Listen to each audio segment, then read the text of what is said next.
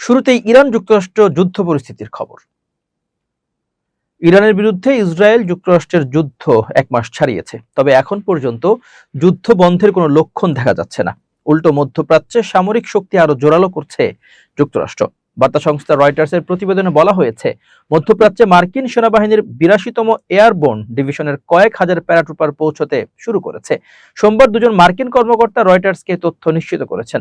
গত 18 March Reuters প্রথম এক প্রতিবেদনে জানায়, ট্রাম্প প্রশাসন মধ্যপ্রাচ্যে হাজার হাজার মার্কিন সেনা মোতায়েনের কথা ভাবছে। রিপোর্টে বলা হয়েছে, এটি যুক্তরাষ্ট্রের এমন এক পদক্ষেপ যা ইরানের ভূখণ্ডের ভেতরে সেনা মোতায়েনের মতো বিষয়গুলোকেও বিকল্প হিসেবে অন্তর্ভুক্ত করার সুযোগ তৈরি করবে।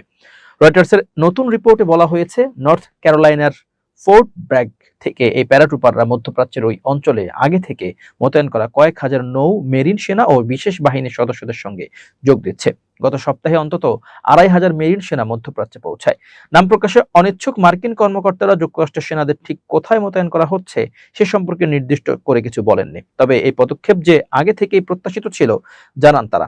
কর্মকর্তারা আরো জানিয়েছেন, অতিরিক্ত এই সেনা দলের মধ্যে 82তম এয়ারবোর্ন ডিভিশন সদর দপ্তরের সদস্য, রসদ সরবরাহ ও অন্যান্য সহায়তার দল এবং একটি ব্রিগেড কমব্যাট টিম রয়েছে। মার্কিন এক কর্মকর্তা জানান, ইরানের ভূখণ্ডে সেনা পাঠানোর বিষয়ে এখনো কোনো সিদ্ধান্ত নেওয়া হয়নি। তবে ওই অঞ্চলে সেনা মোতায়েনের মূল লক্ষ্য হলো ভবিষ্যতে ওই অঞ্চলে যে কোনো প্রয়োজনীয় সামরিক অভিযানের সক্ষমতা তৈরি করে রাখা। রয়টার্স বলছে, এসব মার্কিন সেনাকে ইরান যুদ্ধে বিভিন্ন উদ্দেশ্যে ব্যবহার করা যেতে পারে।